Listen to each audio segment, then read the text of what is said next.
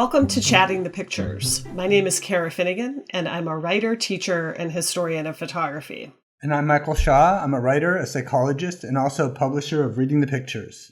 The COVID crisis is severely testing the caretaking capabilities of nations, organizations, and families. Sadly, pictures of citizens lining up for oxygen refills have become all too common in cities around the world.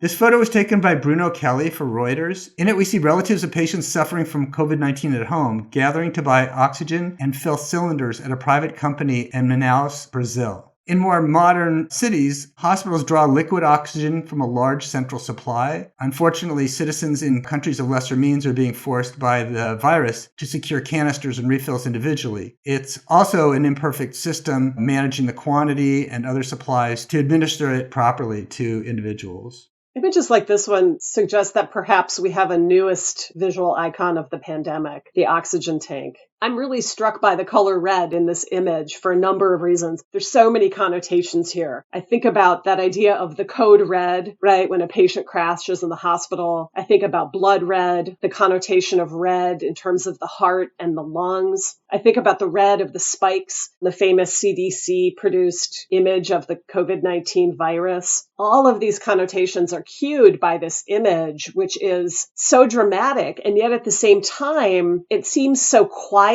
and almost every day. We have actually seen more and more of these pictures recently from places like Mexico, Peru, India. And the longer the crisis goes on and the more stress there is on healthcare and treatment, the more we're seeing people having to really take the administration of healthcare into their own hands. And I agree with you too about the color red, and it's completely striking. It speaks to emergency, but at the same time, if you look at the body language here, these people aren't going anywhere. And in fact, you get the sense too that it's not like they just show up and they get services, but it feels like they really have to not only bring these canisters, but hunker down for a real wait. And, I'm also thinking about when you look at the people in this image, the oxygen tanks themselves almost look like people as well. If you think about the number of people who are not present in this photograph, but who are going to need to be serviced and treated with the oxygen that hopefully will fill these tanks, you really do get a sense of that